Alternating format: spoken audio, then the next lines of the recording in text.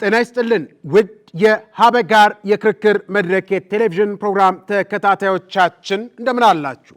እንግዲህ ለዛሬም አዲስ ርዕሰ ጉዳይ ይዘን ቀርበናል። በዚህ ርዕሰ ጉዳይ ዙሪያ ሁለት ተከራካሪዎች ይዘን ተሰይመናል። እንግዲህ ለዛሬ ያሰናዳነው የክርክር ርዕሰ ጉዳይ አገራዊ ምክክር ኮሚሽኑ በሕግም በተግባርም ገለልተኛ ተቋም ነው ሲሉ ዶክተር አየነው ብርሃኑ በኮተቤ ትምህርት ዩኒቨርሲቲ የፖለቲካል ሳይንስ እና ዓለም አቀፍ ግንኙነት ረዳት ፕሮፌሰር ናቸው። ለክርክር ተሰይመዋል። አገራዊ ምክክር ኮሚሽኑ በሕግም በተግባርም ገለልተኛ ተቋም አይደለም ሲሉ ዶክተር ጌትዬ ትርፌ የሥነ አመራር ባለሙያ ፖለቲከኛና መምህር ናቸው። ከኔ በስተግራ በኩል ተሰይመዋል። በዋናነት እንግዲህ በዚህ ርዕሰ ጉዳይ ዙሪያ ከእናንተ ከውድ ተመልካቾቻችን እንዲሁም ከታዳሚዎቻችን ጋር ቆይታ የምናደርግ ይሆናል። እኔ ጠበቃ አበባው አበበ ነኝ። አብራችሁኝ እንድትቆዩ ወይንም አብራችሁ እንድትቆዩ የምጋብዛችሁ። ለመጀመሪያ ተከራካሪያችን የመጀመሪያ ጥያቄ አነሳለሁ። አገራዊ ምክክር ኮሚሽኑ በሕግም በተግባርም ገለልተኛ ተቋም ነው ሲሉ ለክርክር ተሰይመዋልና ይህን ሊሉ ያስቻሎት ምክንያት፣ ይህን ሊሉ ያስቻሎት የማስረጃ ሚዛን ምን ይሆን? እንደ 5 ደቂቃ አለዎትና በግልጽና በዝርዝር ቢያቀርቡልን። የኢትዮጵያ ሀገራዊ ምክክር ኮሚሽን በሕግም በተግባርም ገለልተኛ ነው ለማለት ማሳያዎችን ለመጥቀስ ሞክራለሁ። በአዋጅ ቁጥር 1265 2014 በግልጽ እንደተቀመጠው በኢትዮጵያ ውስጥ ግልጽና ታማኒነት ያለው ምክክር ማካሄድ ስለሚያስፈልግ ለዚህም ይሄንን የሚያስተባብር ገለልተኛ ተቋም መገንባት መቋቋም እንዳለበት ያስቀምጣል። ከዚህ አንጻር በሕጉ ገለልተኛ ተቋም አስፈላጊነቱን ያሰምርበታል። ሌላው የተቋሙ መርሆች ይሄን ሀገራዊ ምክክር ለማካሄድ የሚጠቀምባቸው መርሆች ምንድን ናቸው? በግልጽ በአዋጁ እንደተቀመጠው ግልጸኝነት፣ አካታችነት፣ ገለልተኛ አመቻችነት የሚሉት እንዲሁም ተአማኒነት የሚሉት እንደ መርሆች ተቀምጠዋል። ስለዚህ የተቋሙ ስራ በእነዚህ ዋና ዋና መርሆች ላይ ተንተርሶ እንደሚከናወን በግልጽ ያስቀምጣል። ሌላው እንግዲህ እንደ ዓላማ ለምንድን ነው የምክክር ኮሚሽኑ ያስፈለገው ብለን ስንመለከት ዓላማው በግልጽ በአዋጁ ተቀምጧል።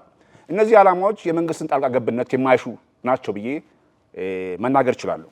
አንደኛ እንደ ዓላማ የተቀመጠው በኢትዮጵያ ውስጥ በተለያዩ ህብረተሰብ ክፍሎች ውስጥ ለዘመናት የቆዩ ቁርሾች፣ ችግሮች አሉ።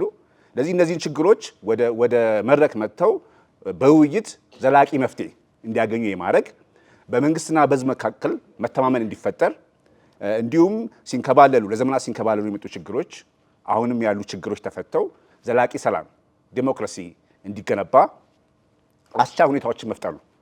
ለዚህ ይሄ የመንግስትን ፍላጎት ነው፣ የህዝብ ፍላጎት ነው። ለዚህ በዚህ ውስጥ መንግስት በእነዚህ ጉዳዮች ውስጥ ገብቶ እነዚህ ነገሮች የሚያሰናክልበት የራሱን ፍላጎት የሚጭንበት ምንም ነገር የለም። ይሄ የሁሉም ፍላጎት ስለሆነ ማለት ነው። ሌላው ተቋሙን የሚመሩት ኮሚሽነሮች ወይም የምክር ቤት አባላት የተመረጡበትና የተሰየሙበት መንገድ በግልጽ በይፋ መሆኑ አንደኛው የገለልተኝነቱ አመልካች ነው የሚል ግምት አለኝ። ለዚህ እነዚህ ኮሚሽነሮች ወይም ምክር ቤቱን የተቋሙን በበላይነት የሚመሩ ሰዎች በህዝብ በይፋ ጥቆማ እንደተደረገ ከዛም የህዝብ ተወካዮች ምክር ቤት የመጨረሻውን ኮሚሽነሮች መምረጥ እንደቻለ በይፋ ታይቷል። ለዚህ ይሄ ተቋምም አንደኛው ሌላኛው መገለጫው ተጠሪነቱ ለህዝብ ተወካዮች ምክር ቤት መሆኑ ነው። እንግዲህ የህዝብ ተወካዮች ምክር ቤት በየትኛውም ሀገራት ህግ የሚያወጡ ለሀገር ለህዝብ ተወካይ የሆኑ ሰዎች የሚሰየሙበት ምክር ቤት ነው። ስለዚህ በየትኛውም ሀገር ይህኛው ምክር ቤት በተነጻጻሪ ገለልተኛ ተቋም ነው፣ የህዝብ ተወካዮች የሚገኙበት ነው ተብሎ ሊወሰድ ይችላል። ስለዚህ ለህዝብ ተወካዮች ምክር ቤት ለሀገሪቷ ህግ አውጪ አካል ይሄ ተጠሪነቱ መሆኑ አንደኛው አመልካች ነው። ሌላው እንግዲህ የኮሚሽኑ ስራ ምክክሮችን ያካሂዳል። ስለዚህ የመፍትሄ ሀሳቦችን ነው ለመንግስት ሪፖርት የሚያደርገው፣ ምክር ሀሳብ የማቅረብ ነው። ስለዚህ የውሳኔ ሰጪነት አቅም የለውም፣ የውሳኔ ሰጪነት ማንዴት የለውም። ለዚህ ይሄን አይል የመንግስት ተጽዕኖ ሊያደርግበት የሚችልበት ምን መንገድ የለም። ለመንግስትና ለሚመለከታቸው አካሎች የመፍትሄ ለምክክሩ ጋር ተያይዞ የመጡ ውጤቶችን ያህል እነዛ ውጤቶችን ተንተርሶ ለሚመለከተው አካል በተለይ ለመንግስት ሪፖርት ያደርጋል። ሌላው የውስጥ አሰራርን በተመለከተ ኮሚሽኑ የራሱን ውስጣዊ አሰራር ደንቦች እና ሌሎች አስፈላጊ የሆኑ መሰል ተግባራትን ለማከናወን የሚጠቅሙ ደንቦችና የአሰራር መመሪያዎችን ማዘጋጀት ይችላል። ሌላው የምክክር አጀንዳዎችና ተሳታፊዎችን ልየታ ሂደቶችን ብንመለከት ግልጽ በሆነ መስፈርት በምክክሩ ውስጥ የሚሳተፉ ሰዎች ምን አይነት ሰዎች ናቸው የሚሉና የሚያስፈልገው ቅድመ ሁኔታ ወይም መስፈርት በግልጽ ተቀምጧል። እንግዲህ ሌላው ደግሞ የአጀንዳ ማሰባሰብ ሂደቱ ምን ይመስላል? እንግዲህ ህዝብ ማወያየት፣ የፖለቲካ ፓርቲዎችን ማወያየት ወይም የሀሳብ አፍላቂዎች አክቲቪስቶችን ማወያየት አንደኛው መንገድ ነው። ሌላው ግን አጀንዳ አለኝ የዚችን ሀገር አጀንዳ ይመለከተኛል ብሎ የሚል አካል በየትኛውም ጊዜ በኢሜይል ሊሆን ይችላል፣ በፖስታ ወይም በግንባር ቀርቦ ለኮሚሽኑ አጀንዳውን ማስረከብ ይችላል። ሌላው የአጀንዳ ማሰባሰቢያ ሂደቶቹ ጥናቶች ናቸው። ከዚህ ፊት የተሰሩ ስራዎችን በማጥናት ለዚች ሀገር ችግር ናቸው ተብሎ የተወሰዱ ጉዳዮች ላይ ውይይት እንዲካሄድ የማድረግ ሁኔታዎች ናቸው። ስለዚህ የአጀንዳ ማሰባሰብ ሂደቱ በብዙ መንገድ ነው የሚከናወነው። ስለዚህ አጀንዳዎች አካታች እንዲሆኑ እንግዲህ በብዛት መታወቅ ያለበት እዚህ ኮሚሽን ውስጥ የሰዎች መካተት ሳይሆን የአጀንዳዎች መካተቶች ናቸው። የዚች ሀገር ችግር የልዩነት ምንጭ የሆኑ ጉዳዮችን ምክንያቶችን በመለየት በነዛ ጉዳዮች ላይ ውይይት እንዲካሄድ እንጂ የፖለቲካ ፓርቲዎች እዛ ውስጥ እንዲገቡ የኮሚሽኑ አካል እንዲሆኑ ወይም ሌሎች ፍላጎት ያላቸው አካላት እዛ ውስጥ እንዲካተቱ አይፈለግም። ቢገባ ምንም ትርጉም የለውም። እነዚህ አካላት ግን የራሳቸውን አጀንዳ እስካስረከቡ ድረስ አጀንዳቸው በኮሚሽኑ ተቀባይነት እስካገኘ ድረስ የጣልቃ ገብነት ሂደቱ አስፈላጊ ላይሆን ይችላል። አመሰግናለሁ። አሁን ደግሞ በቀጥታ ወደ ሁለተኛው ተከራካሪያችን የምናልፍ ይሆናልና አገራዊ የምክክር ኮሚሽኑ በሕግም በተግባርም ገለልተኛ አይደለም ሲሉ ለክርክር ተሰይመዋልና ምክንያቶት ምን ይሆን? ይህንን የክርክር ሐሳብስ ሊደግፍልዎት የሚችል የማስረጃ ሚዛኖት ምንድን ነው? ግልጽ ቢያደርጉልን። ትንሽ ተመልካቾቻችን እይታዬን እንዲረዱኝ ወደ መግቢያ ላይ ማብራሪያ የምንፈልገው ነገር አለ። እንግዲህ አገራዊ ምክክር በዓለም ላይም በአፍሪካም ሰላም ለመፍጠር እርቅ ለመፍጠር እንደ አንድ ቁልፍ መሳሪያ ተደርጎ ይቆጠራል። በዚህ ሂደት ውስጥ በርካታ ሀገሮች አልፈዋል። በዚህ ሂደት ውስጥ ደግሞ ያልተሳካላቸው ሀገሮች አሉ። ይሄን ሂደት የተሳካላቸው ሀገሮች እንኳን ስኬታማ ምክክር ካደረጉ ሀገሮች መካከል ደቡብ አፍሪካ፣ ላይቤሪያ፣ ሰሜን አሜሪካዊቷ ሀገር ካናዳ፣ በሩዋንዳ የመሳሰሉት ስኬታማ ሆነዋል፣ የሀገራዊ ምክክር አድርገዋል። ለዚህ ስኬታማ ድርጊት ያበቃቸው ምንድነው ይባል አንዱ ገለልተኛና ተአማኒነት የሆነ ተቋም አመቻች ተቋም ስለፈጠሩ ነው። ሁለተኛው ለምክክር የነበራቸው ፍላጎት የተሟላ ስለነበረ ነው። የተሟላ ለምክክር ፍቃደኝነት ስለሆናቸው ነው። ሶስተኛው ሰላማዊ ሽግግር ለማድረግ የነበራቸው ቁርጠኝነትና ጠንካራ አመራር ስለፈጠሩና ስላዋቀሩ ስኬታማ ሆነው አልፈዋል። በዚሁ በተነጻጻሪ ደግሞ ያው ለምሳሌ ነው ጥቂት ሀገሮችን እያመጣ ያሉት ያልተሳካላቸው ሀገራዊ ምክክሮች አሉ። እነ ሶሪያ፣ እነ ሊቢያ፣ ሌሎችም አሉ። የነዚህ ስኬታማ ያልሆነው አንዱ ለምሳሌ የነ ሊቢያ ብታዩ ለተኩስ አቁም ፈቃደኝነት አለመኖራቸው፣ የውጭ ጣልቃ ገብነት በነ ሊቢያ ባልኳቸው ሀገሮች ላይ ዲሞክራቲክ ኮንጎ አልተሳካላቸውም። ለዚህ አንዱ ምክንያት የነበረው የመንግስት ጣልቃ ገብነት ነው፣ የፖለቲካ ቁርጠኝነት አለመኖር ነው። በዚህ የተነሳ ሳይሳካላቸው ቀርቷል። ስለዚህ ከዚህ አንጻር ኢትዮጵያ እንዳለመታደል ሆኖ እድሜ ጠገብና ውስብስብ የሆነ ችግሮች አሏት ከዘመናዊ የፖለቲካ ጅማሩ በኋላ ጀምሮ። ይሄንን ለመፍታት ደግሞ ይሄ ያስፈልጋል ተብሎ ለ20 ዓመት ምናምን ሲወራ ነበር እና ይሄ አጀንዳ ለረጅም ጊዜ ሲጥላላና ሲጣጣል የነበረ ነው በመንግስት መዋቅር። በዛ የተነሳ ዛሬ በአንድም በሌላ መንገድ ተገደን እዚህ ውስጥ ግን ወደን ሳይሆን ተገደን ያስገደደን ውስጣዊና አገራዊ ችግር ስለሆነ እንድንገባ ተገዷል። ይሄንን መነሻ በማድረግ የሀገራዊ ምክክር ኮሚሽን እንዲወለድ ተፈጥሯል ማለት ነው። ይህ ሀገራዊ ምክክር ኮሚሽን ወንድሜ እንደገለጹት 7 መርሆችን ይዞ መጥቷል። አካታችነት፣ ግልጽነት፣ ተአማኒነት፣ መቻቻል፣ ምክንያታዊነት፣ የምክክር ሀሳቦች ገለልተኛ የሚባሉ ነገሮች አሉ። እነዚህ በሙሉ በህግም አልተሟላም፣ በተግባርም ያልተሟላ ነው። ለምሳሌ አካታችነት ስንል 3 ነገሮችን አላካተተም። አንደኛ በኢትዮጵያ ውስጥ በ10 ሺዎች የሚቆጠር ታጣቂ ኃይል አለ። እነዚህ ታጣቂ ኃይሎች ወደዚህ እንዲመጡ አልተደረገም። ሁለተኛ የታጣቂ ኃይሎችን አጀንዳ የተሸከመ ከአርሶ አደር እስከ ኤሊት አለ። ይሄንን አጀንዳ ደግሞ የሚደግፍ የሚዲያ አካል አለ። ይሄንን አጀንዳ ደግሞ በአንድም በሌላም በመጥፎም ይሁን በሌላ ፍላጎት የሚደግፍ ዲያስፖራ አለ። በሚታይና በማይታይ እጆች ላይ ደግሞ እዚህ የታጠቀ ኃይሎች ላይ የኢትዮጵያ የውስጥ መተራመስ ላይ ፍላጎት ያላቸው አካሎች ደግሞ እጅ ሁሉ አለ። አልረገበም ማለት ነው። 3ቱንም አካል አንደኛ የታጠቁ ኃይሎችን አግሏል፣ አላመጣም። ሁለተኛ የታጠቁ ኃይሎች የያዙትን አጀንዳ የተሸከመውን ትውልድ አላካተተም። ሶስተኛ በሰላማዊ መንገድ የሚታገሉ ፖለቲካዊ ፓርቲዎች ያልገቡበታል፣ ራሳቸውን ከዚህ ጉዳይ ያገልሏሉ።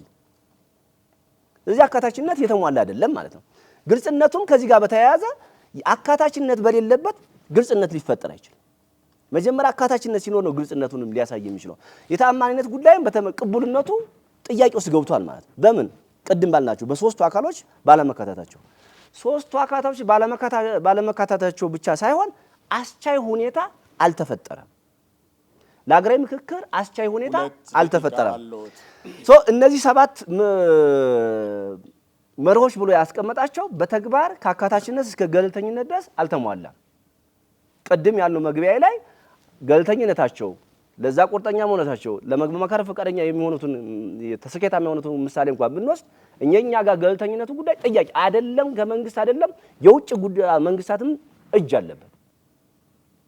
ሐሳብ እመክራለሁ በሚል ልምድ አካፍላለሁ በሚል እርዳታ ገንዘብ አደርጋለሁ በሚል አገራዊ ምክክሩ ላይ በአንድም በሌላ መንገድ በሚታይም በማይታይም በተረዳንም ባልተረዳንም ጉዳይ እጃቸውን እንዲያስገቡ እድል ፈጥሯል። ሀገራዊ ምክክሩ በህግ ገለልተኛ ያልሆነባቸው ምክንያቶች አንዱ የፖለቲካ ጎጂ የሆነ የፖለቲካ ባህል አለን። በህግ ገለልተኛ ጎጂ የሆነ የፖለቲካ ባህል ስላለን በህግ ስር መተን ያ ባህላችን እስካለቀቀን ድረስ በህግ ልንፈታው አንችልም። የአሳሰብ ማቀፋ ባህላችን በፖለቲካ ዘንድ ጥሩ አይደለም። ዲሞክራሲ መንግስት ኖሮን አያውቅም።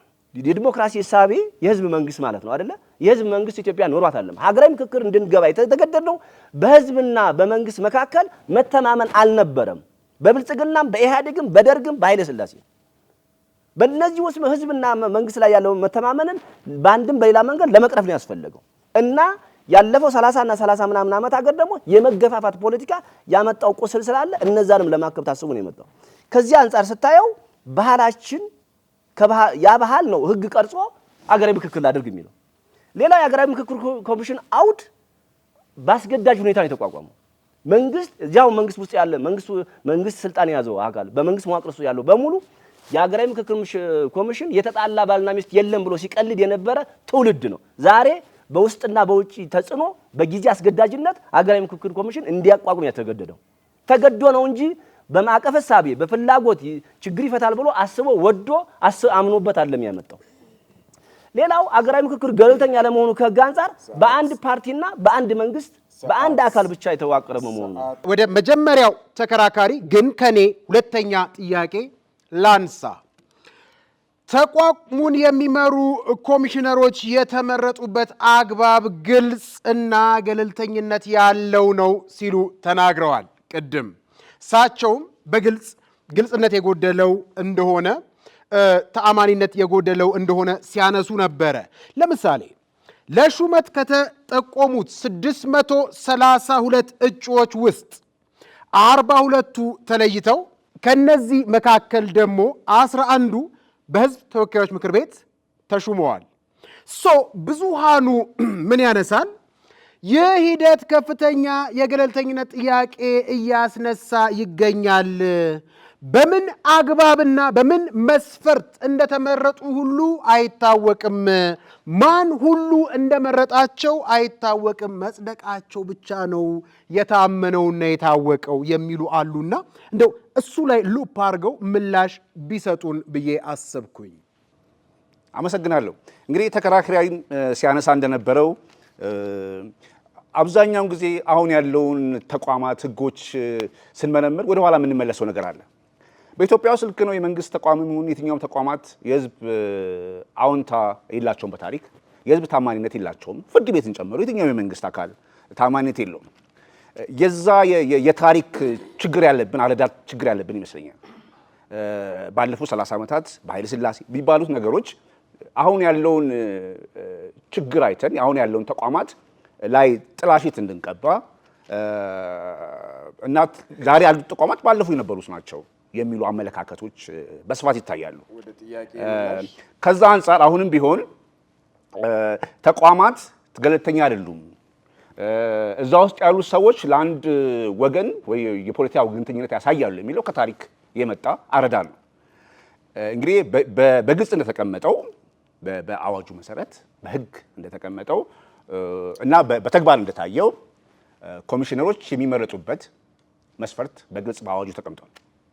ከየትኛውም ፖለቲካ ወገንተኝነት ነፃ የሆኑ አገሪቷን ለብዙ ዓመታት ያገለገሉ ሰዎች በህዝብ ተአማኒነት ያላቸው ተጽዕኖ ፈጣሪዎች መሆን አለባቸው የሚሉ ግልጽ መስፈርት በአዋጁ ላይ ተቀምጧል። ያንን መስፈርት መሰረት አድርገው ሪክሩት ተደረገ ብለን እናስብ። ቅድም ባነሳሁት የቁጥር ብዛት 632 ሰዎች ላይ ትክክላል። እሱ ላይ ይሄ ጥቆማ የደረሰው ነው። ህዝቡ ጥቆማ ያደረገው ቁጥር ነው። ይሄ እነዛ ሰዎች ወደ 42 የመጡበት መስፈርት ምንድን ነው? ከ42 ወደ 11 የመጡበት በአዋጁ መስፈርት ምንድን ነው? በአዋጁ መሰረት ህዝቡ የመረጣቸው የሰየማቸው ሰዎች አሉ ከተለያዩ ፖለቲካ ፓርቲዎች። እንግዲህ በእነዚህ ሰዎች ላይ ጉዳይ ልክ በአዋጁ እንደተቀመጠው እነዚህ ሰዎችን በመምረጥ ሂደት ውስጥ ከፖለቲካ ፓርቲዎች ከመንግስታዊ ያልሆኑ ተቋማት እና ሲቪል ማህበረሰብ ጋር ምክክር ተደርጓል በእነዚህ ሰዎች ሁኔታ ላይ ማለት ነው። ስለዚህ ሂደቱ በግልጽ እየታየ ነው። እንዳልኩት ግን ይሄ ነገሮች እንዴት በግልጽ ታየ? ለምሳሌ ብዙዎች የሚያነሱ ምንድነው የሃይማኖት አባቶችን ብዙዎች ማለት በሚዲያ ተቋማት ጭምር እየቀረቡ በሶሻል ሚዲያ ጭምር እየቀረቡ በግልጽ አሁን በጋዜጣ ላይ ሁሉ የሚሰፍሩ አሉ። የሃይማኖት አባቶችን በዛ ደረጃ አካታች ያልሆነ፣ ወጣቶችን አካታች ያልሆነ፣ ሴቶችን አካቶ ሊሆን ይችላል። ግን ተዋጽኦዊ ላይ ሆነ የአመራሩን ስብስብ ብናይ አሁን ያልከውን ያሟላል። ሴቶች አሉበት፣ የተለያየ ሃይማኖት ተከታይ ሰዎች አሉበት። ሰዎቹ ማለት ይችላል በስም መጥራት አያስፈልግም። እዚህ ኮሚሽነሮችን በዝርዝር ብታያቸው የተለያየ የብሔር ስብጥር ያላቸው፣ የተለያየ ሃይማኖት ያላቸው፣ የተለያየ ጾታ ያላቸው ሰዎች ናቸው። ጾታው ሙሉ በሙሉ 50-50 ላይሆን ይችላል። ግን በተቻለ መጠን ኢንክሉሲቭ የማድረግ አካታች የማድረግ ሂደት ተከትለናል። ለዚህ ነገሮችን በግልጽ እንመልከት። በጭፍን ተቋማትን አንመልከት። ልክ አንዳንድ ተቋማት ገለልተኛ አይደሉም፣ ግን ገለልተኛ የሆኑትን በተለይ በቅርብ ጊዜ ሂደት ውስጥ የተመሰረቱ ሰብአዊ መብት ኮሚሽንን ብንመለከት፣ ምርጫ ቦርድን ብንመለከት ጥላሸት የመቀባት ሂደቶች አሉ። በኢትዮጵያ ዲሞክራሲ ስርዓት ውስጥ ግን ምናልባት ጥላሸቱን እንተውና እንጠበው እንኳን ብንል ለምሳሌ እነዚህ 11 ሰዎች የተመረጡበት ክራይቴሪያ የተቀመጠ እኮ ነው። አዋጁ ላይ የተቀመጠ እኮ ነው። ክራይቴሪያው በዚህ ነው። ከ42 ወደ 11 የተመረጡበት መስፈርት እንደው በእርሶ እይታ ምን ይሆን? ልክ ነው ገለልተኛ ነው እያሉ ነው። የስ ግን እንደው ምላሽ እንዲሆን እንግዲህ ሁሉም ሰው መስፈርት ላይ ማሟላት ይችላል። 40 ሰው ሁሉንም መስፈርት ያሟላል። ተነጻጻሪ እኮ ነው መስፈርት። እሱ ከአንተ የተሻለ ሊሆን ይችላል። ተመሳሳይ መስፈርት እንኳን ቁጭ ብሎ ማለት ተመሳሳይ የፖለቲካ ገለልተኝነት ሊሆን ይችላል። የበለጠ ነው የፖለቲካ ገለልተኛ የሚያሳይ ሰው የትኛው ነው የሚለው በአዋጁ እንደተቀመጠው በተግባርም በአሰራርም ደንቦች እንደተቀመጠው ከሲቪል ማህበረሰባት ጋር ከፖለቲካ ፓርቲዎች ጋር እንደ መላምት የተቀመጠ እኮ ነው።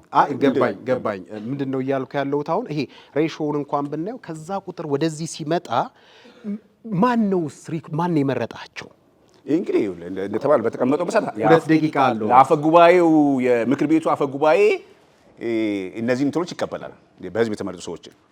ስለዚህ በምክር ቤቱ ነው የተመረጠው። ይሄ በግልጽ 11 ሰዎች በኢትዮጵያ ህዝብ ተወካዮች ምክር ቤት ከፍተኛ እንግዲህ ቦታ ክብር የሚኖረው በሌላ ሀገር ነው። የህዝብ ተወካዮች ናቸው። ትልቁ ስልጣን በእኛም ሀገር እሱ ነውና በዛ ሂደት ውስጥ አልፎ የመጨረሻዎቹ 11ዶቹ የተመረጡት በህዝብ ተወካዮች ምክር ቤት ነው የሚል ግልጽ ሀሳብ አለ። የገለልተኝነት ሁኔታው ግልጽ ነው እያሉ ነው እርሶ? ግልጽ አካሄድ ነው ያለው ነው። ግልጽ አካሄድ አለ፣ የተቀመጠ ደንብ አለ። ከዛ ውጪ ለምሳሌ ኮሚሽኑ ገለልተኛ አይደለም ሲሉ ለክርክር መቅረቦት ይታወቃል። እና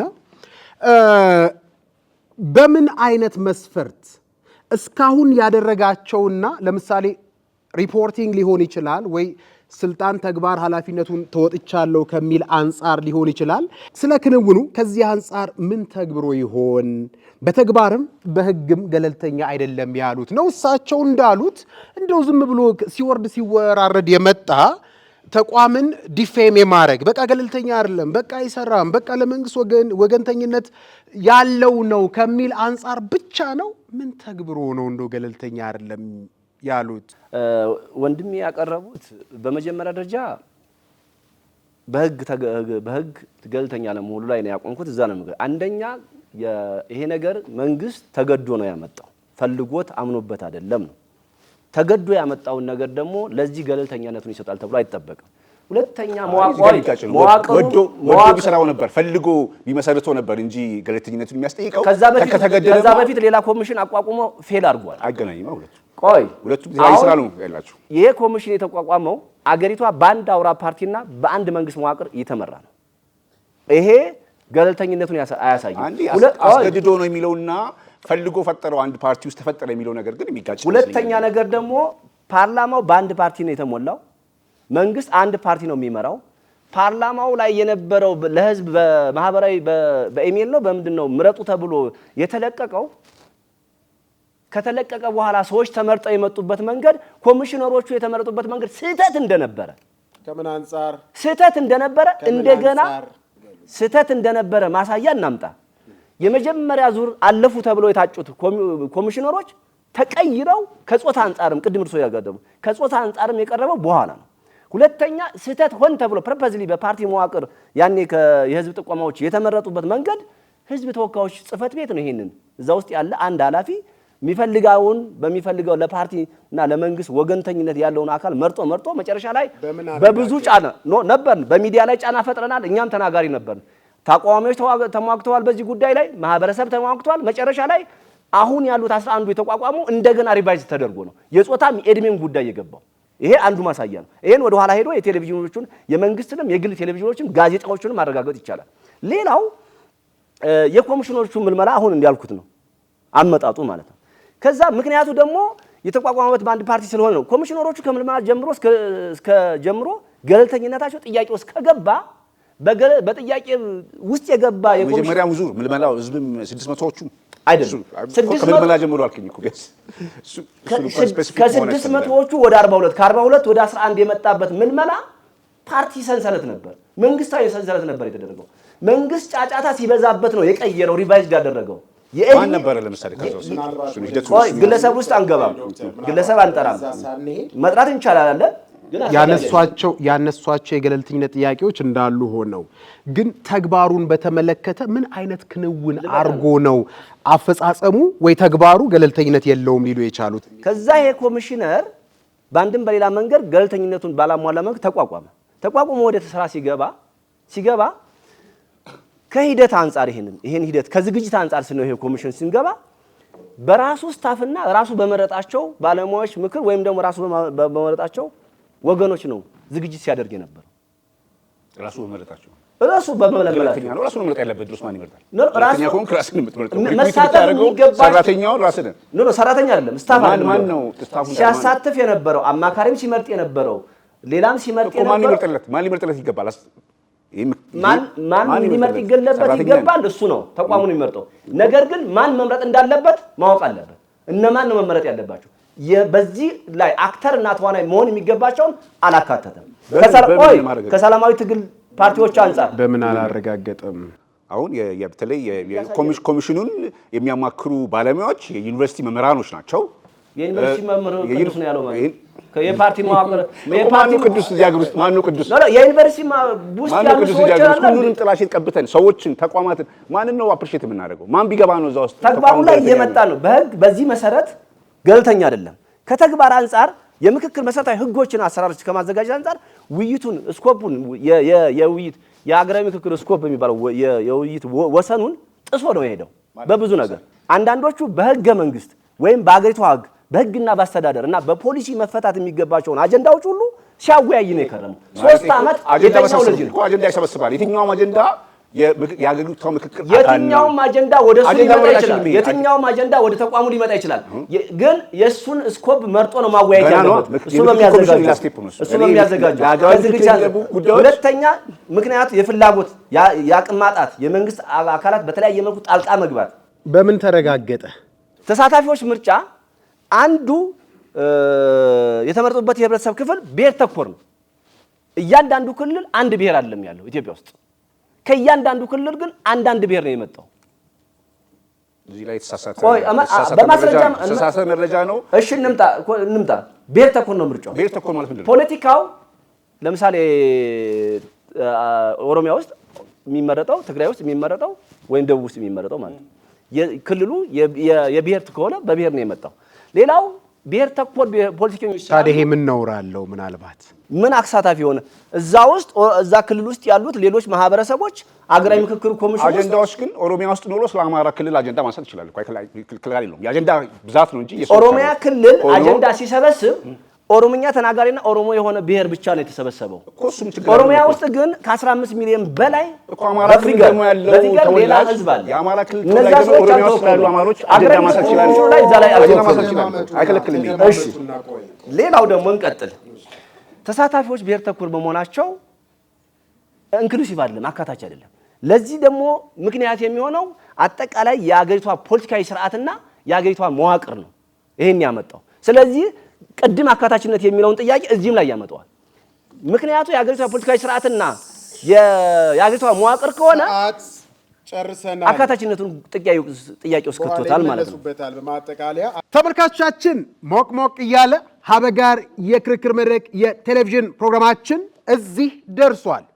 ሀበጋር ወቅታዊና ሀገራዊ በሆኑ አከራካሪ ጉዳዮች ላይ የዘርፉን ሙያተኞች ምሁራን በመድረኩ እየጋበዘ በዚህ ደረጃ የክርክር መርሃ ግብር እያሰናዳ ወደ እናንተ ወደ ውድ ተመልካቾቻችን ያደርሳል። የሶስተኛ ጥያቄ ለርሶ የማነሳው ገለልተኝነትንና አካታችነትን እንዴት ያዩታል እርሶ? ያለ አካታችነት ገለልተኝነትን ማሳካት ይቻላል ብለውስ ያምናሉ? እንግዲህ ገለልተኝነት ፍጹም ገለልተኝነት የሚባል ነገር የለም። ገለልተኝነት ተነጻጻሪ ነው። ቢኮዝ ሁሉም የራሱ ፍላጎት አለው። ፖለቲካል ፓርቲዎቹ መንግስት ጣልቃ ገባይ ሲሉ የራሳቸው ፍላጎት አላቸው። የትኛውም የተደራጀ ግሩፕ ግለሰብም ቢሆን የራሱ ተጽዕኖ አለው። ቅድም ወንድማችን ሲያነሳ የነበረውም የውጭ ኃይሎች ጣልቃ ገብነት ያለው ምንም እንኳ የተሳሳተ ቢሆንም ይሄ አገራዊ ባለቤትነት የሚለው አንደኛው መርህ ነው የኮሚሽኑ የምክክር ኮሚሽኑ።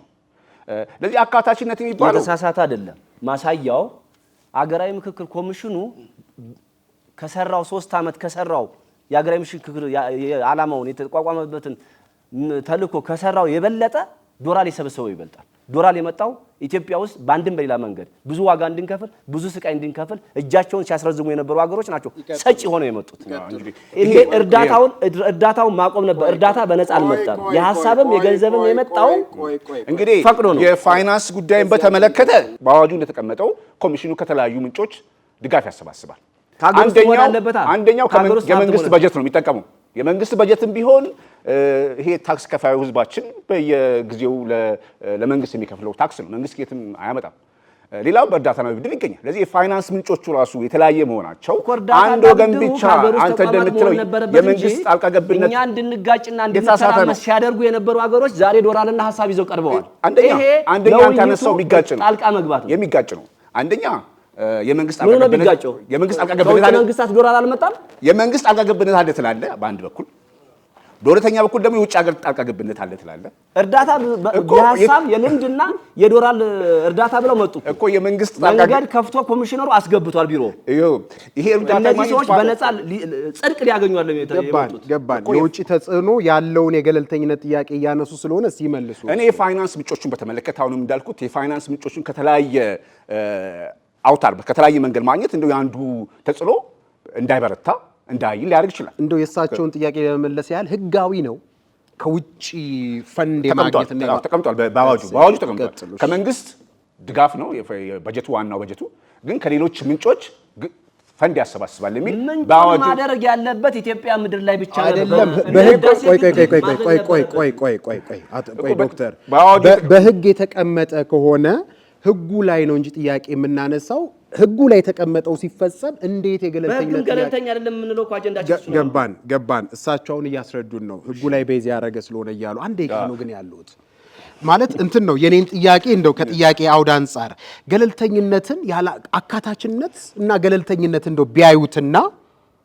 ያለ አካታችነት ገለልተኝነት ማየት ይቻላል። አሁን እንግዲህ እንደዚህ ፍጹማዊነት የለም። አካታችነት፣ ፍጹም አካታችነት፣ ፍጹም ገለልተኝነት ይባላል። አንጻራዊ አካታችነት አለ፣ አንጻራዊ ገለልተኝነት አለ ነው።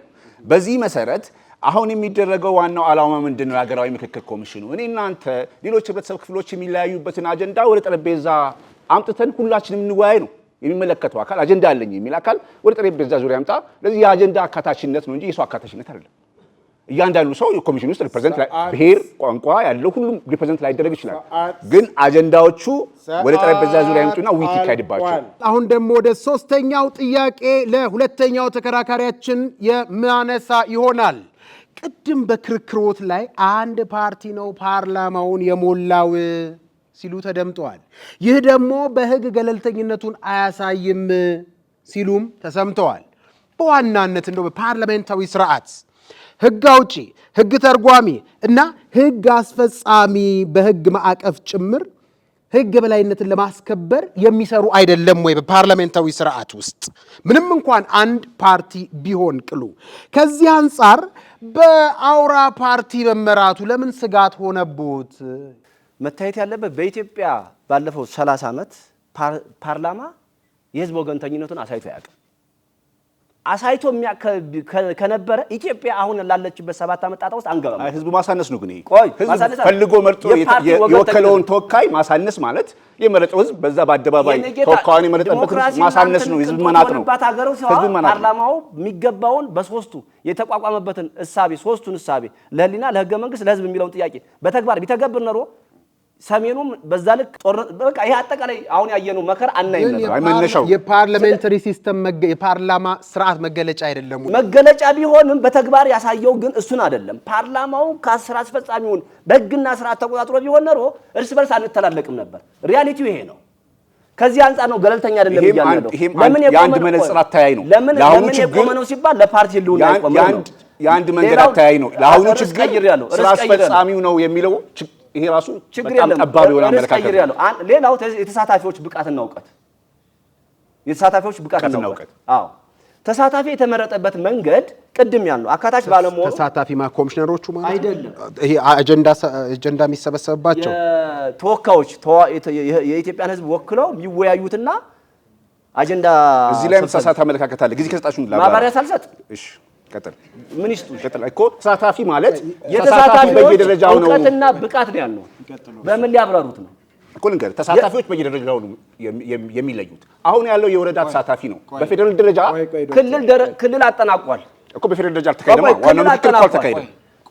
ታች ያለውን እንተው። በክልል ደረጃ የተዋቀሩት የኔ ጥያቄ ግን ምን ነበረ እንደው እንትኗን ቦርቀቅ ካረግ ነው ትንሽ እንትን ውስጥ ሊከት ይችላልና እንደው ቅድም ብለውታል። በአንድ አውራ ፓርቲ የሚመራ መንግስት እና ፓርላማ ውስጥ ባለበት ሁኔታ እንዴት ገለልተኛ ሊባል ይችላል የሚል ትልቅ ጥያቄ አሉት እርሶ ኮሚሽኑ ላይና ፓርላሜንታዊ ስርዓት መገለጫ አይደለም ወይ? ህግ አውጪውም ምንም ዝም ብሎ ለመንግስት ነው የሚወግነው ባይኖት ህግ አስፈጻሚው ህግ ተርጓሚውም እንደዛ ስለሆነ ፈጽሞ ገለልተኝነት የለም የሚለውን ግልጽ ቢያ አሁን መንግስት የሚያምነው ራሱ እኮ ቅድም ወንድሜም የተገለጸው መንግስትም በተደጋጋሚ የሚያምነው እንደ ሀገር የተቋማት ግንባታ ችግር አለብን ብሎ መንግስት ያምናል እኮ። አሁን ያለው መንግስት ያላቀም እንደማይሆን እንግዲህ ቴሌቪዥን ይዩ ካላመኑ የራሱ ተቋም እንገንባ ብለው ጠቅላይ ሚኒስትሩ ራሱ ብሎ የሚኮራባቸው ተቋሞች ናቸው። ጠቅላይ ሚኒስትሩ ራሱ በተደጋጋሚ የኢትዮጵያን ህልውና ሊያስጠብቁ የሚችሉ ተቋማት መገንባት አለብን ብለው ሌት ተቀን ሲናገሩ ሰማን። ስለዚህ የገነባነው ተቋም አልነበረም።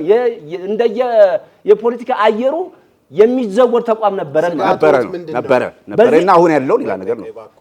ስጋቶት ምንድነው? በዚህ የተነሳ ይሄ ባህል ቅድም ያልኩ ጎጂ ባህል አለን። ይሄ ተቋማት ገለልተኝነታቸው ጥያቄ ውስጥ ገብቷል። ራሳቸው እርሶም ቅድም ማረጋገጫ ሰጥተዋል። በዚህ የተነሳ ብልጽግና ፓርላማ በብልጽግና ሙሉ ተበልቶ የተሞላ ፓርቲ ስለሆነ ከፓርቲያቸው ሁሉና በላይ ለህዝብ ተወካዮች ለተሰጣቸው ስልጣን ተገዥ ሲሆኑ አላየንም። የአሁኑም ፓርላማ የባለፈውን ፓርላማ በራሱ በፓርላማው ሲወቀስ ነበር፣ ራሱን ሲወቅስ ነበር። እኛ እኮ ዝም ብለን ተነጂ ነበር፣ ተገዥ ነበርን፣ ተሸውደናል ያለው እኮ የፓርላማ አባል ነው፣ እኔ አይደለሁም። ሁለቱም ተከራካሪዎቻችን አሁን ደግሞ ከናንተ ከውድ ታዳሚያን ለሚነሱ ሶስት ጥያቄዎች እድል የምንሰጥ ይሆናል። ቅድም በክርክሮት ወቅት ከአወያዩ ለቀረበሎት ሶስተኛ ጥያቄ ላይ ገለልተኛ ነው ስንል ፍጹም አይደለም የሚል ነገር አንስተዋል። ስለዚህ ይሄ እርስ በርሱ አይጋጭም ወይ? ገለልተኛ ነው እያሉ እየተከራከሩት ፍጹም ገለልተኛ አይደለም ማለት አንጻራዊ ነው ብለው ነው ያቀረቡትና ይሄ እርስ በርስ አይጋጭም ወይ? ሻምበል ዳርጌ ይባላል። የኢትዮጵያ ሀገራዊ ምክክር ኮሚሽን በህግም በተግባርም ገለልተኛ ነው ብለዋልና በተግባር እንዴት ነው ገለልተኛ የሆነው ለምለው ነው። ምክንያቱ አካታችነት፣ አሳታፍነት፣ ተአማንነት የሚባል ነገር ስለሌለ ማለት ነው። ለምሳሌ በራያ ራዩማ አካባቢና ማህበረሰብ ውስጥ ስንሄድ በዛው ያሉ የአማራ ራያ አማራ የሚሉትና ራያ ትግራይ የሚሉት ብቻ ነው የተሳታፍነት ወይም እድል የሚሰጣቸው እንጂ ራያ ብለው የሚያምኑትን የማይሳተፉበት የማይካተቱበት አጋጣሚ አለ። ይህ አካታች ነው ማለት አይቻልም። በፍትሃዊነት አይደለም፣ እንደውም ገለልተኛ ነው ማለት አይቻልም ማለት ነው። ገለልተኛ ነው ብሎ ተመርጧል። እየዞሩ በየሀገሩ ሂዷል። ያልተካሄደበትም ሀገር እስካሁን ድረስ ስላለ ማለት ለምሳሌ አማራ ክልል ላይና ትግራይ ክልል ላይ አልተካሄደም ነበር። ግልጸኝነት እንደሌለው ነው የሚያሳየኝ ለኔ። ዶክተር ጌጥዬ በተለያየ መልኩ ከንትን ውጭ ነፃ አይደለም ምክክር ኮሚሽኑ የሚል ሀሳብ አቅርበዋል። ነፃ አይደለም። በእርሶ እይታ ግን ምን አይነት የጋራ የሚያደርግ ምን አይነት ምክክር ኮሚሽን ቢኖር ይፈልጋሉ? ጨርሻለሁ። የሀገራዊ ምክክር ኮሚሽን ገለልተኛ አይደለም የሚለውን ነው።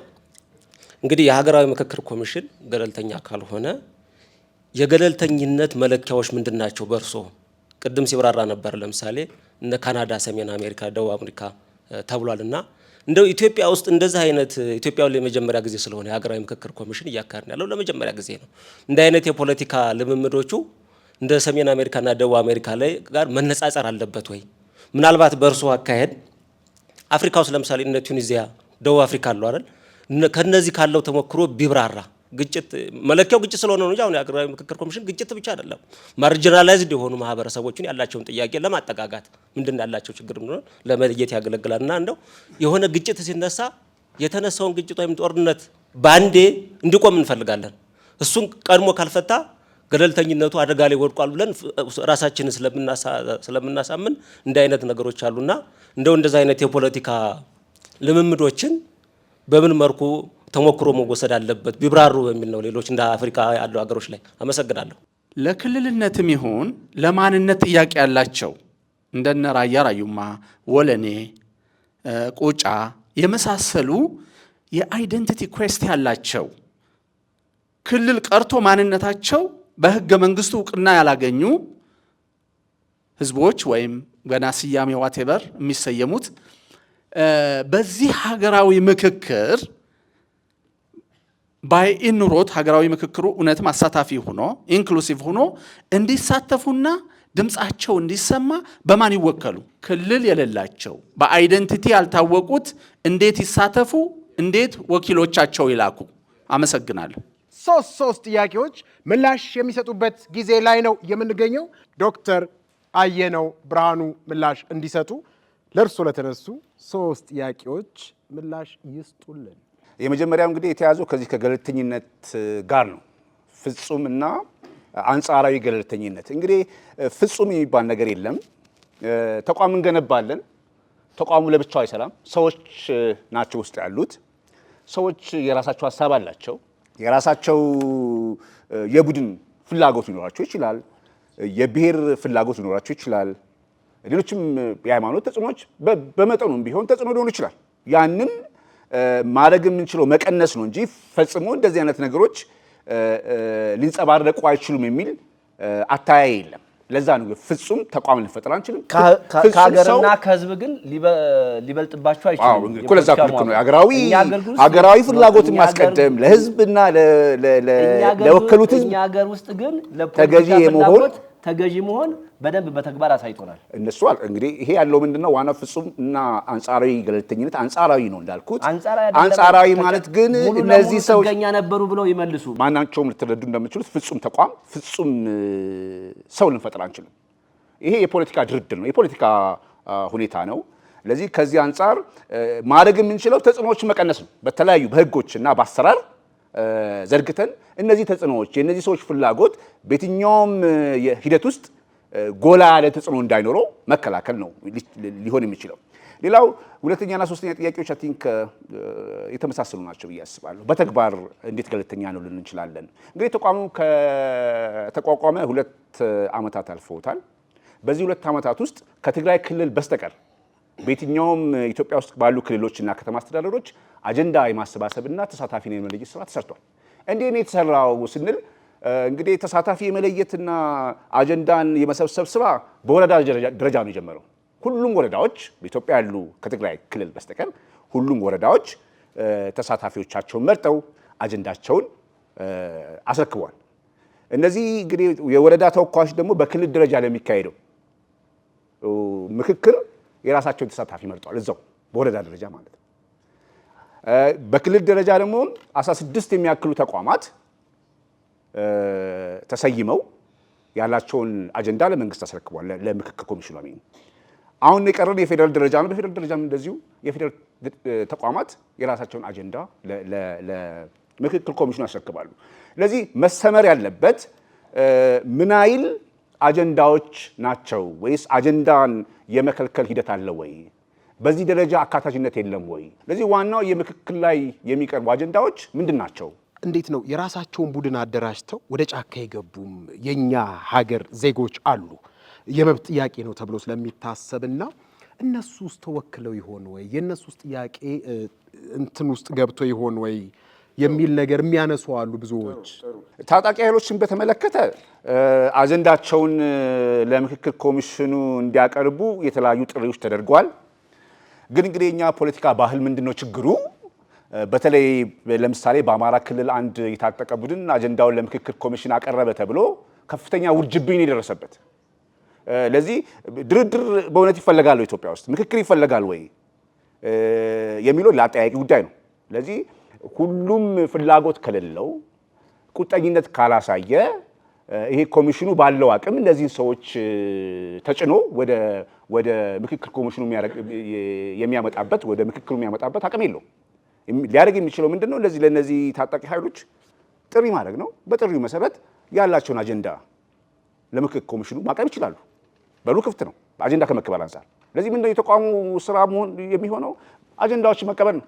አስቻይ ሁኔታ ፍጠር ብሎ መንግስትን ጫና ማድረግ የምክክር ኮሚሽኑ ይሄ እንግዲህ አከራካሪ ነው። አስቻይ ሁኔታ የለም ወይ የሚለው አከራካሪ ነው። ሰብጀክቲቭ ዋን አሁን ባለው ሁኔታ ታጣቂ ኃይሎች አጀንዳቸውን ለማቅረብ ከመንግስት ጋር ለመደራደር አስቻይ ሁኔታ የለም የሚለው በጣም ሄስቲ ጀነራላይዜሽን ድምዳሜ ነው። ትክክል ያልሆነ ድምዳሜ ነው። አስቻይ ሁኔታ አልተፈጠረም።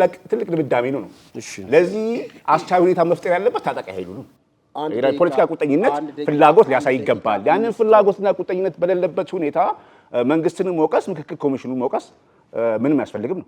እንግዲህ ዋና ግቡ ምንድነው? በመንግስትና በህዝብ መካከል መተማመን እንዲፈጠር፣ ዘላቂ ዲሞክራሲ እዚች ሀገር ውስጥ እንዲገነባ፣ ሰላም እንዲፈጠር አስቻይ ሁኔታን መደላደል መፍጠር ነው ያለው አቅም ኮሚሽኑ። ይህን የሚያደርገው ምንድነው? ምክር ሀሳቦችን ለሚመለከተው አካል ማቅረብ ነው። ዋነኛው ተዋናይ አንተም እንዳልከው መንግስት ነው። ለመንግስት እንደዚህ አይነት ችግሮች ተነስተዋል፣ እንደዚህ አይነት አጀንዳዎች ተነስተዋል። በዚህ አጀንዳ ላይ አስፈላጊውን እርምጃ እንዲወስድ አስፈላጊውን ማሻሻያ እንዲያደርግ ምክር ሀሳብ ያቀርባል። ያን ምክር ሀሳብ እንግዲህ ይከታተላል። ኖርማሊ ይሄ ኮሚሽኑ ምክር ሀሳቦቹ መንግስት ወስደው ሌሎችም አካላትም ወስደው ለተግባራዊነቱ አስፈላጊውን እንቅስቃሴ እንዲያደርጉ የራሱን የቻለውን አቅም ግፊት ሊያደርግ ይችላል።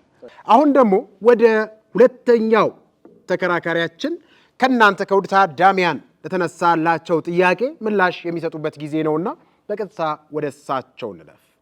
ተከራካሪ ከገለጹት ልነሳና አስቻይ ሁኔታ መፍጠር የምክክር ኮሚሽኑ ስራ አይደለም። ምላሽ ቢሰጡ ልሰጥ ነው። አስቻይ ሁኔታ መፍጠር ዋነኛ መንግስት ነው፣ ቀጥሎ ታጣቂ ኃይሎች ናቸው።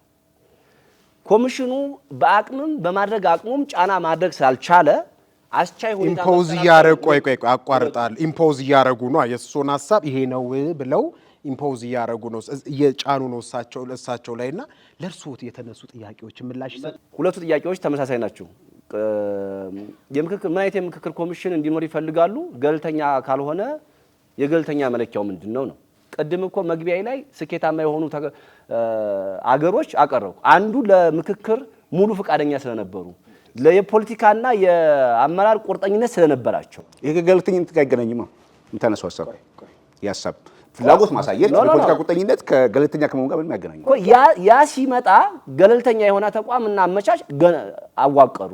ያ ገለልተኛ የሆነ አመቻች የሆነ ተቋም ስኬታማ የሆነ ምክክር አድርጎ አሁን ላሉበት ደረጃ አብቅቷቸዋል ነው መለኪያው። ይሄ ነው። ወደኛ ስንመጣ ደግሞ አካታች አይደለም ስንል ቅድም ጠቀስን። አሁን ደግሞ ከመድረክ ተጨማሪ መድረክ መጣ። ሶስቱ የታጠቁ ኃይሎችን አጀንዳ የተሸከመው ከገበሬ እስከ ኤሊት፣ ከኤሊት እስከ ሚዲያ፣ ከሚዲያ እስከ ደጋፊ ኃይል አልተካተተም። ሁለተኛ በሰላማዊ መንገድ የሚታገሉ በርካታ ፓርቲዎች ይህንን ሀገራዊ ምክክር አንቀበልም ብለው ወጥተዋል። ለምን እንዳልተቀበሉ ለነሱ አስቻይ ሁኔታ ፈጥሮ አሳምኖም አምኖም አልከተታቸውም። ማካተት ምንድን ነው? ቆይ እመጣለሁ። ሶስተኛ ቅድም በቀረበው ጥያቄ መሰረት በሆነ መጠሪያ የሌላቸው የማህበረሰብ ክፍሎች ወይም ከክልል ውጪ በክልል የማይጠሩ ማህበረሰቦች አልተካተቱም ተባለ። እዛ አካታችነት የለውም ማለት ነው። በተግባር ስናየው ከመዋቅሩ ቅድም ከምልመላው ከምናምን ጀምሮ ቅድም ያነሳነው ነገር ነው። ስለዚህ በዛ መሰረት ይሄን አያሟላም ነው። ሶስተኛው ጥያቄ የማን ጥያቄያቸው ያልተመለሰላቸውና ማንነታቸው ያልተገለጻቸው አካል በምን ይወከሉ ነው። ለምሳሌ ቅድም እንኳን ኦሮሚያ ወይም ሌላ ክልል የራሱን ብሔር ብቻ ብሔር ተኮር ምልመላ አደረገ ተሳታፊ።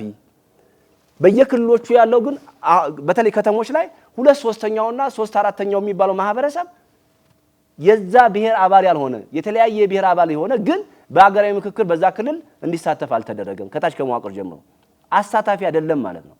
እኔ የህዝብ ቁጥር ውስጥ አልገባም፣ ግን ኦሮሚያን እንኳን ብንወስደው ሲዳማ ክልል እንኳን ብንወስደው ስንት ሚሊዮን ህዝብ ነው እዚህ አገራዊ ምክክር ውስጥ በመዋቅር ያልተካተተው? በብሔር ብቻ ነው የመጣው። ሌላው ቅድም ያልኩት የተሳታፊዎች አደረጃጀቱ የተሳሳተ መረጃ አለ። የተሳሳተ መረጃ በወረዳ ደረጃ የተደረገው ምንድነው? 10 ማህበረሰብ ክፍል ተፈጠረ። መምህራን፣ መንግስት ሰራተኛ፣ አርሶ አደር የተገለሉ በሚል 10 ማህበረሰቦች ነው የተለየው። መምህር ማለት እኮ ሲዳማ ክልል ከሆነ ሲዳማ ነው መምህሩ፣ ኦሮሚያ ከሆነ መምህሩ ኦሮሚያ ነው። የኦሮሚያ መምህርና የአማራ ክልል መምህር ልዩ ምን አጀንዳ በብሔር እኮ ነው ይሄ መምህር የሚባለው። የቀድሞው ስርዓት ቢሆን ኖሮ ከወለጋ ጎንደር፣ ከጎንደር አርሲ ያስተምር ስለነበረ ተሳታፊነቱ ስብጥር ነው ሊባል ይችላል። ለዚህ አንተ የምትለው የኦሮሚያ ሴቶች ጥያቄና የአማራ ሴቶች ጥያቄ ይለያል ያልከኝ፣ የኦሮሚያ መምህራን ጥያቄና የትግራይ መምህራን ጥያቄ ይለያል ያልከኝ። ብሔር ተኮር ነው የምልመላው። ብሔር ተኮር አይደለም። ብሔር ተኮር ማህበረሰብ ክፍሉ በራሱ ዳታውን ማምጣት ይቻላል። ጊዜው እድሉ የሚፈቅድ ከሆነ አሁን ብሔር ተኮር መሆኑ እንዳለ ሆኖ ግን ብሔር ተኮርም ቢሆን ተቋማዊ ነው ውክልናው እያሉ ነውና ተቋማዊ በምልመላው ጊዜ የሀገራዊ ምክክር ኮሚሽኑ ያለው ስታፍ ትንሽ በመሆኑ የማስፈጸም አቅሙ ደካማ በመሆኑ የመንግስት ጣልቃ ገብነት ማስረጃ ላንጣ የአጀንዳ መሰባሰብና የተሳታፊዎች ልየታ ላይ የሄደበት መንገድ የመንግስት ጣልቃ ገብነት፣ መንግስት ደጋፊ መስሎ የሚፈልገውን መልምሎ አምጥቷል። ለዚህም ደግሞ እያንዳንዱ ተሳትፎ ላይ ከሀገራዊ አጀንዳ ውጪ የሆኑ ጉዳዮች እየተነሱ ብዙ ጊዜና ወጪ የደከመ አድርጓል። ቅድም ያልኩት የተሳታፊዎች ብቃትና እውቀት ያልነው ብቃትና እውቀት ኢትዮጵያን በመረዳት የኢትዮጵያን የቀጣናውን የዓለምን አሰላለፍ ሊመጥን የሚችል አገራዊ ምክክር አድርጎ የኢትዮጵያ ህብረተሰቡን ማሳነስ ነው። ማሳነስ አይደለም። እያንዳንዱ ህብረተሰብ ውስጥ ብቃት ያለው ሰው አለ። ብቃት ያለው እንዳይመጣ ግን ጥያቄ አጀንዳ ማቅረብ መንግስት የሚፈልገውን ኃይል ማምጣት ነው የፈለገው። ጥሩ ጥያቄ ወደ ጥሩ ሀሳብ እየመጡ ስለነበረ ነው። ቅድም ሲያነሱ ሌሎች ሀገር ላይ ቁርጠኝነት በራሱ አንዱ ስኬት ነው ለገለልተኝነት ብለዋል። ለምሳሌ ካናዳን ወይንም አፍሪካ ውስጥ ያለውን ሲያነሱና ለምሳሌ መንግስት ሀገራዊ ምክክር ኮሚሽን ይቋቋም ሲልና በቁርጠኝነት መፍቀዱ በራሱ እንዴት ያዩታል? መጀመሪያ ላይ እኮ ያስቀምጫለሁ። በጊዜ በሁኔታዎች በውጭ በውስጥም ያሉ አስገዳጅ ሁኔታዎች ይሄን እንዲያቋቁም አስገድዶት እንጂ ካመጣጡ በዚህ አሳሰብ እምነት አልነበረውም። በዚህ ይሄ ኃይል በመንግስት መዋቅር በመካከለኛ ባለተኛ የመንግስት ኃላፊ ነበር በኢህአዴግ ጊዜ። አሁን ደግሞ ዋናው የመንግስት መዋቅር ይዞታል።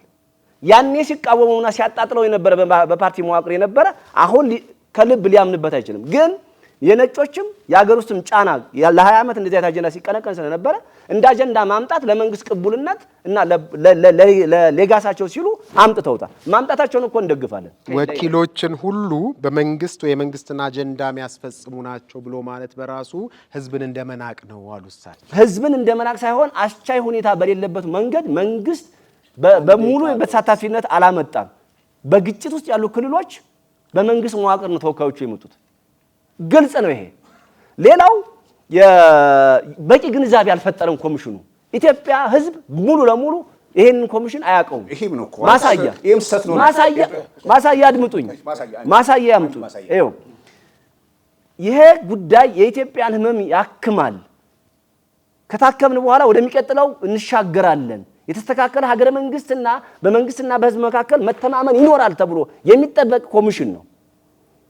ጨዋታው ያለው የተወሰነ ሚዲያዎች ላይና ኢሊቶች ነው እንጂ ይሄን ወርደው ቢጠይቁ በየትኛው መዋቅር እታችኛው ላይ ይሄን የዚህን ዓላማውንም ተቋሙንም የማያውቀው ማህበረሰብ ይበዛል።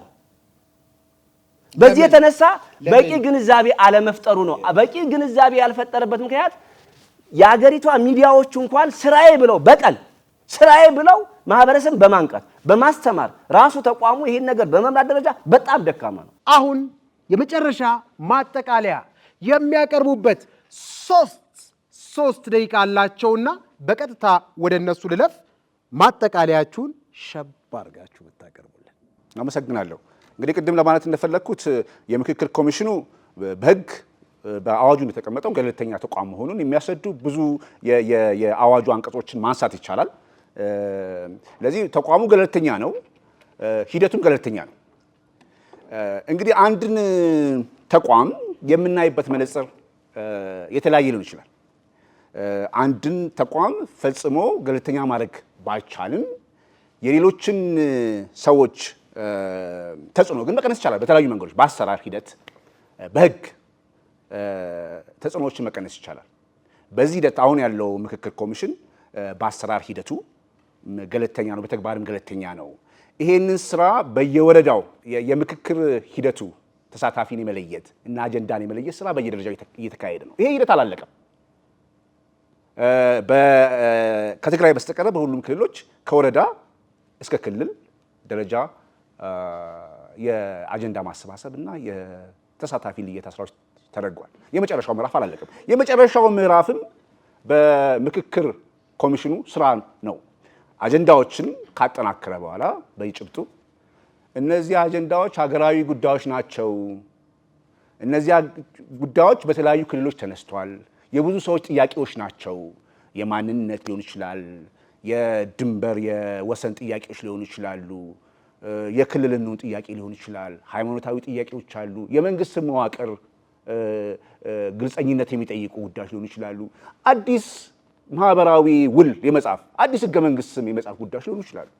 ስለዚህ እነዚህ ባላለቁበት ሁኔታ እና የመንግስት የመጨረሻው ውሳኔ እና ሂደት ባልታወቀበት ሁኔታ ገና ካሁኑ ከጅምሩ ይሄንን ተቋም ጥላሸት የመቀባት ሂደት አዋጭ አይደለም።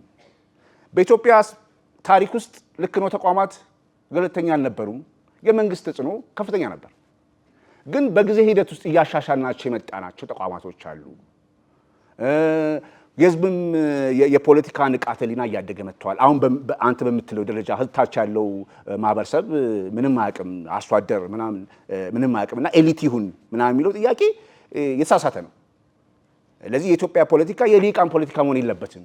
ሊቃንና የተማረውን ብቻ ማሳተፍ የለበትም። ሁሉም በየመስኩ የዚች ሀገር ባለቤት ነኝ፣ ዜጋ ነኝ የሚል ሁሉ በየትኛውም ደረጃ መሳተፍ መቻል አለበት። ይሄን እንዲሰመር ይገባል። እቺ ሀገር የሊቃኑ ብቻ ሳይሆን የህዝቡ ነች፣ የአርሶ አደሩ ነች፣ የመምህሩ ነች፣ የሴቶች ነች። ለዚህ በዛ ደረጃ ሊታሰብ ይገባል እና ህዝቡን ማክበር እና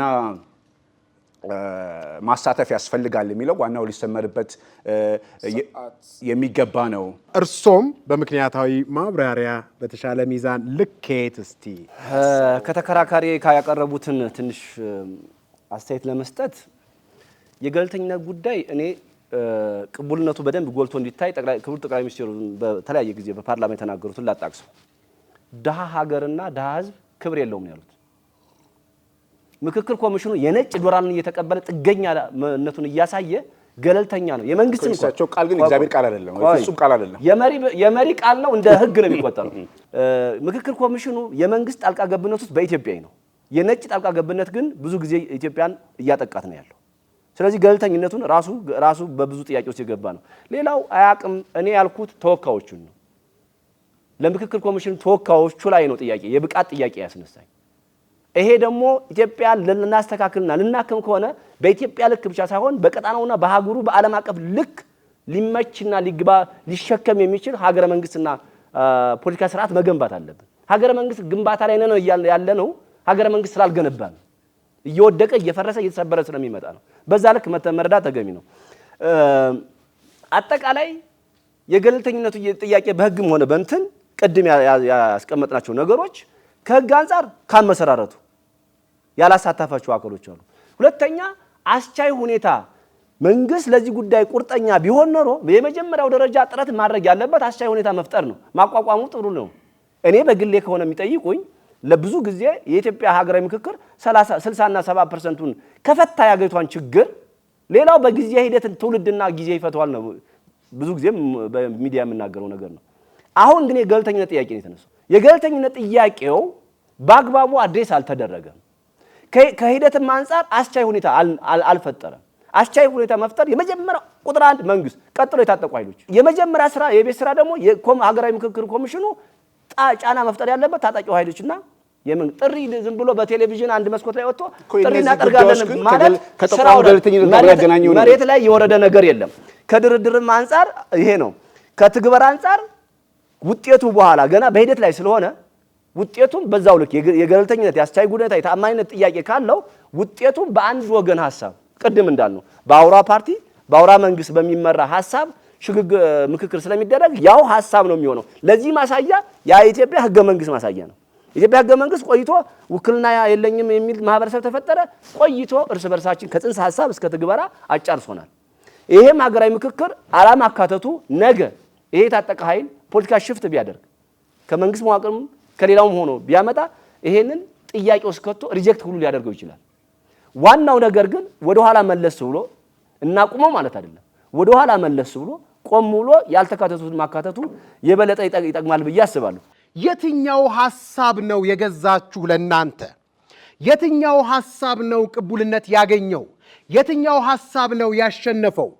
ዶክተር አየነው ብርሃኑን ገለልተኛ ነው ሲሉ ያነሱትን ተከራካሪ በተመለከተ የምትደግፉቱ ካላችሁ የእሳቸው ሐሳብ የገዛችሁ ካላችሁ በዚህ በአረንጓዴው ካርድ ትወከሉልናላችሁ።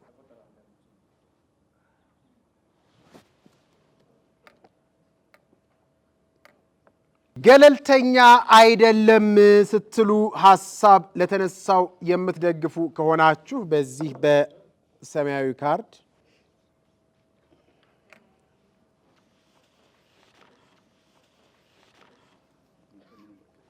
ሐሳብ አልያዝኩም የምትሉቱ ካላችሁ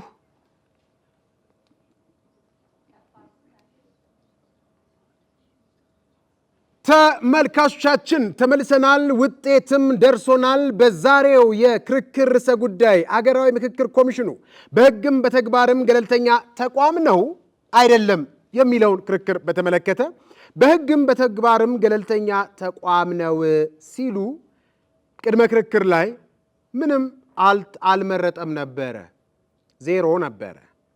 ከክርክር በፊት ማለት ነው። ከክርክር በኋላ ምንም ያልመረጣችሁ ሰዎች ግንዛቤ ዕውቀት አገኛችሁ፣ 11 ሆናችሁ። በሕግም በተግባርም ገለልተኛ ተቋም አይደለም ስትሉ ቅድመ ክርክር ላይ ከክርክር በፊት 9 ሰዎች ነበራችሁ። ከክርክር በኋላ እነዚህ 9 ሰዎች 46 ሰዎች ሆናችሁ። ሐሳብ አልያዝኩም ስትሉ ቅድመ ክርክር ወይንም ከክርክር በፊት 67 የነበራችሁ ሰዎች ሐሳብ አልያዝኩም ያላችሁ 19 ሆናችሁ። ገለልተኛ ተቋም አይደለም ያለው ሐሳብ አሸናፊ ሆኗል። ተከራካሪዎቻችን ሐሳባቸው ሊለያይ ይችላል፣ እነሱ ግን አንድ ናቸው። እባካችሁ ብድግ ብለን እናክብራቸው።